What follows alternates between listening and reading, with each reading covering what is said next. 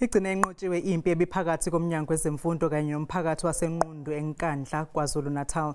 Le mpi isuswe ukuthi kumele kwandiswe amabanga esikoleni sendawo.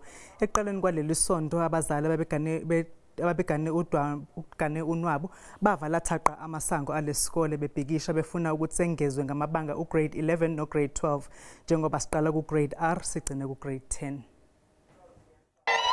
Lugcine ligobile uphondo kuhulumeni ngemuva kombhikisho womphakathi obuqinqa emasangweni esikole ufuna ukuthi kwengezwe ugrade 11 nomatikuletsheni lesikole besigcine kwa grade 10.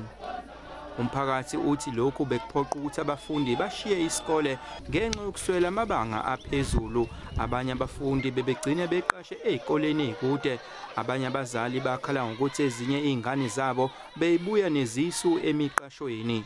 Siyaxolisa ke kakhulu futhi kubo ongqongqoshe bethu ukuthi siye savala isikole bekungeyona intando yethu nathi besiphoqwa isimo sokuthi sibasondeza kanjani kithi. Umnyango uyibophezele ngokuhlinzeka ngohlelo lwezokuthutha oluxhaswe uhulumeni. Sobafakela iklasi elilodwa ku grade 11 kulonyaka. Kepha ke siyafisa ukuthi sisebenzise lonyaka wonke ukuthi sithole isixazululo sokuthi lezi izikole sizihlukanisa kanjani. Abafundi bajabule ngalesinqumo. Kuzosiza kakhulu ngoba uma siphuma la kaNqundu sifunda kwezinye izikole siyahlukumezeka kakhulu makuthiwa abazali bawusimela umqasho. Isikole sakwaNqundu siyoze sivulwe ngomsombuluko. Nabanye abafundi abesebebhalise kwezinye izikole kulindele ukuthi babuyele kulesi. Eindabeni ze-SABC nginguvusi Khumalo eNkandla.